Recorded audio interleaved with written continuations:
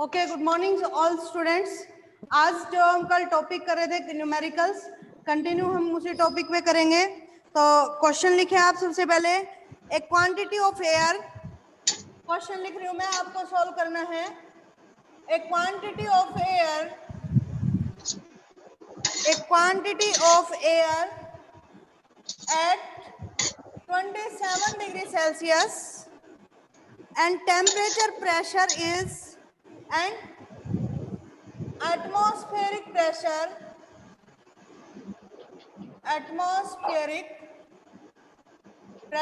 is suddenly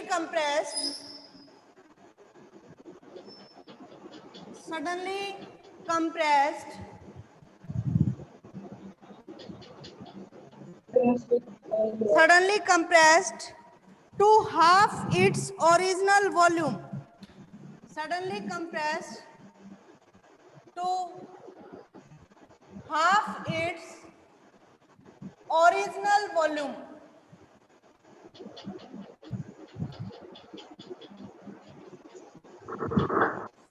Original volume. Find the final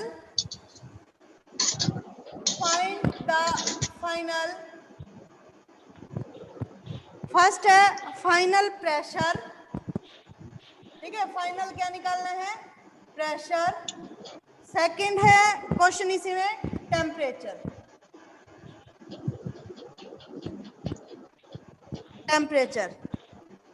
ठीक है, देखो इस क्वेश्चन में थोड़ा सा ध्यान देने की बात है।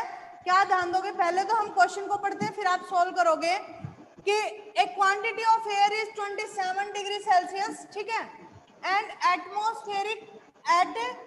Atmospheric pressure is suddenly compressed. कौन सा है? Suddenly compressed to half its original volume. पहले वॉल्यूम सपोज करो V1 थी, तो कहां तक कंप्रेस होती है? V1/2। Find the final pressure और टेम्परेचर। बच्चों यहाँ पे आपको डायरेक्ट नहीं लिखा हुआ, डायरेक्ट एडियाबैटिक प्रोसेस है या आइसोथर्मल प्रोसेस है, उसी पे हम क्वेश्चन कर रहे थे। तो सबसे पहले आपको पता होना चाहिए कि सडनली कंप्रेस्ड जो सडन प्रोसेस होती है वो कौन सी होती है बच्चों? जो प्रोसेस आपकी सडन होती है। देखो जैसे ही हमने आइसोथर्मल और एडियाबैटिक प्रोसेस दोनों पढ़ी थी, उस टाइम पे हमने इसको क्लियर किया था। देखो मैं ओके स्टूडेंट्स, एक दो बच्चों ने किया भी है, बिल्कुल ठीक किया है। ओके, अभी इसका सॉल्यूशन करते हैं। देखो क्या था क्वेश्चन कि एक क्वांटिटी है किसकी? एयर की। कितने पे है? 27 डिग्री सेल्सियस पे। और atmospheric pressure is suddenly compressed. Atmospheric pressure यानी कि 1 एटमॉस्फेरिक प्रेशर। सडनली कंप्रेस्ड यानी एडियाबैटिक प्रोसेस है। To half its original volume. पहले वॉल्यूम V1 थी, तो कितनी वॉल्यूम पे चेंज हो जाती है? V2 आपकी V1/2। तो फाइंड द फाइनल प्रेशर। देखो क्या क्या गिवन है, सॉल्यूशन करते हैं इस क्वेश्चन का। ठीक है, P1 गिवन है कितना? 1 atm। ठीक है, P2 कितना है आपको फाइंड आउट करना है, चेंज इन प्रेशर। ठीक है, उसके बाद गामा, गामा की वैल्यू एयर के लिए कल भी बताई थी, कितनी होती है? 1.40। ठीक है, उसके बाद है V1। V1 कितनी है? सपोज करो V थी, और बाद में चेंज होके कितनी आ जाती? Half of its original volume. यानी कि V2 क्या आगे बच्चों आपके पास है? V1/2। ठीक है, V1/2 या V1 भी है तो हम V2 को लिख सकते हैं V2 = V/2। Question this is clear from question. देखो निकालना क्या है आपको? Find the final pressure. तो क्या बच्चों, प्रेशर और हमारे पास दो पैरामीटर है, प्रेशर और वॉल्यूम। तो प्रेशर और वॉल्यूम के लिए एडियाबैटिक प्रोसेस क्या होती है? PV gamma, PV raise to power gamma is equal to constant. तो क्या लिख सकते हैं हम यहाँ पे? फॉर एडियाबैटिक प्रोसेस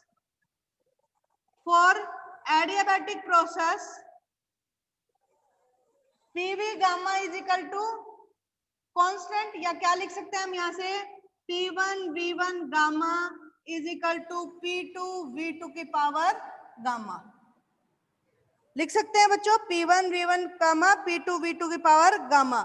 निकालना क्या है आपको, फाइनल प्रेशर, यानी क्या निकालना है यहाँ से, P2। तो P2 क्या आ जाएगा यहाँ से बच्चों, देखो P2 is equal to P1 V1 की power gamma divided by V2 की पावर गामा। ठीक है, इसको कैसे लिख सकते हो यहाँ से, P2 is equal to P1 into V1 by V2 की पावर गामा। ठीक है बच्चों, P1 कितना गिवन है, 1। ठीक है, इसको सॉल्व करेंगे, फाइनल प्रेशर निकालेंगे। देखो इसको मैं साफ कर रही हूँ यहाँ से।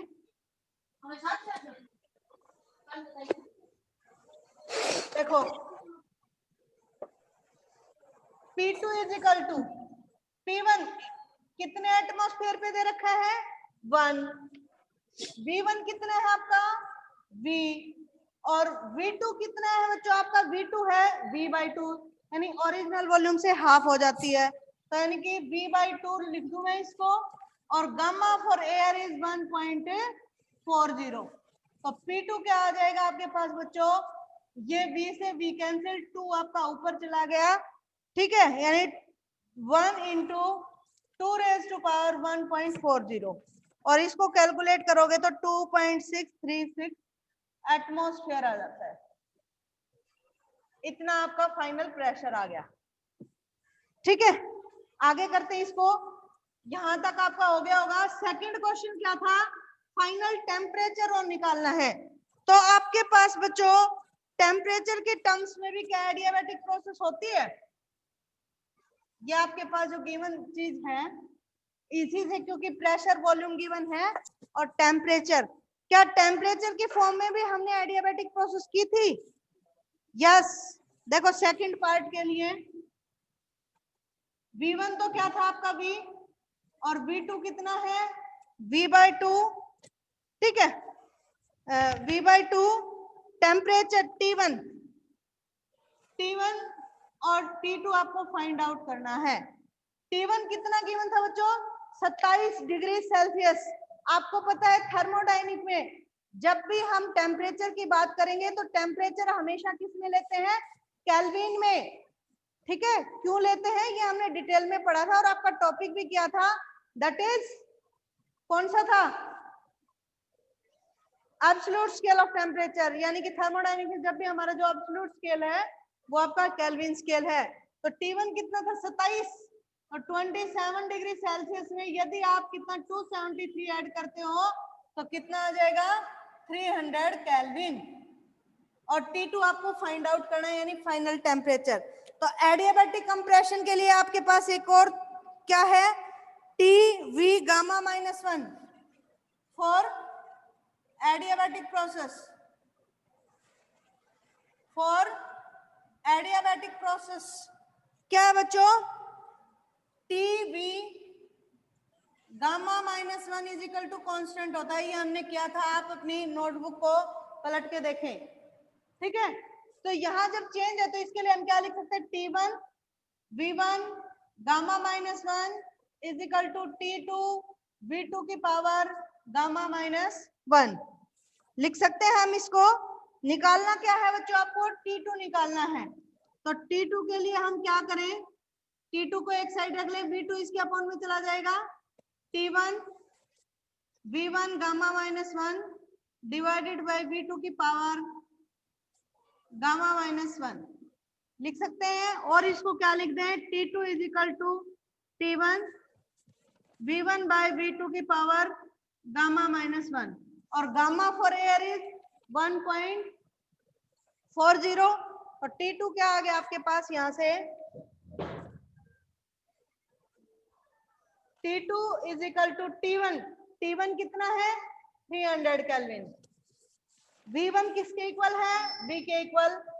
V2 किसके इक्वल है, V/2, यानी कि V/2 के इक्वल, और gamma -1, gamma T2 is equal to 300 V से V कैंसिल, ऊपर चला गया, और गामा कितना है एयर के लिए 1.40 माइनस 1, तो T2 क्या आ गया आपके पास 300 2 रेज टू पावर 0.40, और इसको कैलकुलेट करेंगे तो T की वैल्यू आ जाएगी 395.9 केल्विन। ठीक है, 395.9 केल्विन। और इसको यदि आपको डिग्री सेल्सियस में कन्वर्ट करना है तो 273 क्या कर दें हम यहाँ से subtract. Is it clear?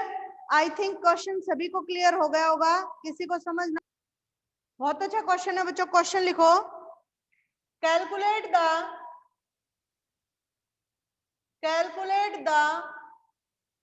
Work done,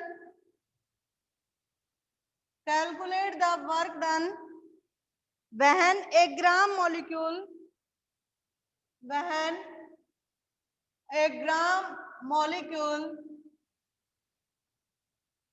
of an ideal gas expand isothermally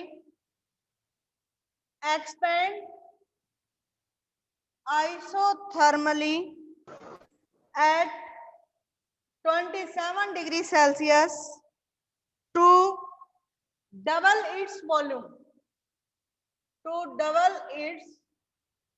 volume, और R गिवन है आपके पास 8.3 जूल पर डेगामोल। क्या क्वेश्चन है आपके पास? कैलकुलेट द वर्क डन, क्या निकालना है आपको? वर्क डन निकालना है। जो मॉलिक्यूल है कितना है, 1 gram of an ideal gas, expand कर रही है आइसोथर्मली, कितने टेम्परेचर पे? 27 डिग्री, और डबल इट्स वॉल्यूम, पहले वॉल्यूम V थी तो फाइनल वॉल्यूम आपकी 2V है, और गैस कांस्टेंट गिवन है आपके पास 8.3 जूल पर डेगामोल। फटाफट कैलकुलेट करके और आंसर बताएं। देखिए करते हैं हम। एक्सपेंड वर्क डन के लिए हमने फॉर्मूला पढ़ा था, सॉल्यूशन करते हैं इस न्यूमेरिकल का। और आइसोथर्मल के लिए process W is equal to RT log base E V2 by V1, पढ़ा था या नहीं इन टर्म्स ऑफ वॉल्यूम? कैसे आया था बच्चों ये फॉर्मूला? मैं आपको थोड़ा सा बता देती हूँ, आपको याद हो। वर्क डन पता है आपको क्या होता है? PdV, और क्या चेंज हो रहा है यहाँ? Volume V1 to V2। Clear है? आपको याद हो तो मैं थोड़ा सा बता रही हूँ। वर्क डन होता है PdV, और वॉल्यूम सपोज करो इनिशियल वॉल्यूम V1 से फाइनल वॉल्यूम V2 आपका चेंज हो रहा है। क्या दे रखा है? कैसे प्रोसेस है? आइडियल गैस, यानी PV is equal to RT, तो P को मैं क्या लिख सकती हूँ यहाँ से? RT by V। क्या लिख सकती हूँ यहाँ से मैं? PV is equal to RT, P को लिख सकती हूँ RT बाय V, तो P की जगह यहाँ क्या पुट किया था? RT बाय V, तो W आ गया था V1 to V2 RT by V into DV आया था ये, और इसी को RT यहाँ पे कांस्टेंट था, integration of DV by V V1 to V2, तो ये क्या आ गया था? यहाँ से हमने सॉल्व किया था तो ये आ गया था RT log base natural log V2 by V1 आ गया था, और 2.303 से मल्टीप्लाई करवाते हैं तो 2.303 से मंगवा लो, लॉग बेस ये लॉग में कन्वर्ट हो जाएगा, आपकी मर्जी है, यही फॉर्मूला लगा दें। ओके, बच्चों ने निकाल भी लिया है आंसर। देखो क्या आता है, वही आता है क्या जो आपने किया था? देखो बच्चों, V2 बाय V1 क्या है? यहां से देखो V2 बाई V1 क्या है? Double its volume. V2 आपकी 2V है तो V1 आपकी V है, ये क्लियर है? यानी V2 बाई V1 है that is 2, V2 by V1 आएगा वो क्या है आपका? 2। V2 बाई V1 क्या है? 2, तो क्या आएगा? W is equal to R gas constant, R is the gas constant, gas constant की वैल्यू आपके पास गिवन है 8.3, टेम्परेचर 27 डिग्री सेल्सियस, तो बच्चों टेम्परेचर को आप किस में लोगे? डिग्री सेल्सियस में ना लेके केल्विन में, तो 27 का कितना आ जाएगा? 300, और ये आ गया आपका log 2। इसको सॉल्व करोगे तो आपके पास आ जाएगा 1725.9 जूल। ये आपका आंसर आ गया वर्क का। कई बच्चों ने कर रखा है, बिल्कुल सही कर रखा है। ठीक है, आगे हम